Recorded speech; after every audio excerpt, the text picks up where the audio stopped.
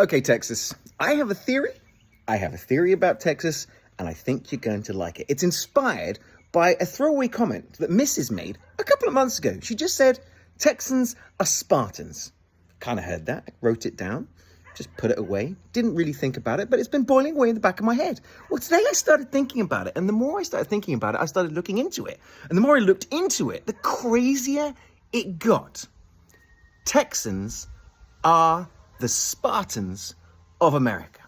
Allow me to explain my theories. Okay, first of all, let's just look at it from the way that people perceive Texas. Because when you think about Greece, there's the Greeks, but then there's also the Spartans, right? It's like, oh yeah, the Spartans, they're Greeks, but they're the Spartans. They kind of do things their own way. And it's the same when you think about Texas, right? Sure, there's the United States of America, but then there's also Texas. And everyone's like, oh yeah, that's Texas. I mean, it's part of the United States, but they kind of do their own thing down there. So, okay, first of all, we've got Sparta and Texas, very similar. Fine.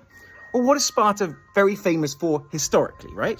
The Battle of Thermopylae. King Leonidas, his 300 Spartans facing off against the Persians in a heroic stand that, while they were defeated, ended up galvanizing the people and living through history as an example of heroism that's followed by other people. Remind you of anything? For example, the Alamo, a heroic standoff of hundreds of people against a much larger force. You've got the massacre of Goliad, but the combination of the heroism of the Alamo and the horror of Goliad galvanizing the people, culminating in Houston, sacking Santa Ana, bish bash bosh, you've got Texas. If you think I'm done, you are so wrong. In fact, I'm just getting started, because this is where it started getting strange for me. Because when I looked into it, when the Persians asked for the surrender and the weapons of the Spartans, they responded quite simply with one phrase. That phrase was molon labe. That is Greek for, wait for it, come and take them.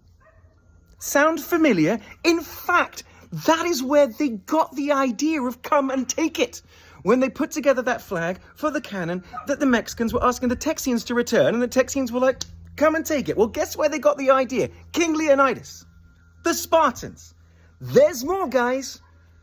Because there is a Spartan legend, a Spartan myth. And the Spartans, it turns out, a lot like Texans. Texas tall tales. Never let the truth get in the way of a good story. But it's still legend that if someone were to ask Sparta for aid, they would send a single Spartan warrior. Sound familiar?